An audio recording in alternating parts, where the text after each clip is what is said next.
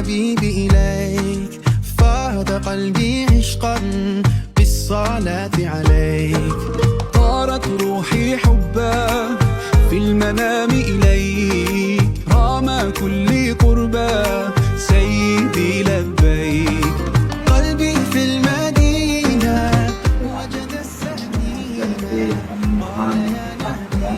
Kalau memang ada tindakan kami yang salah, Abu selaku orang tua langsung tegur saja.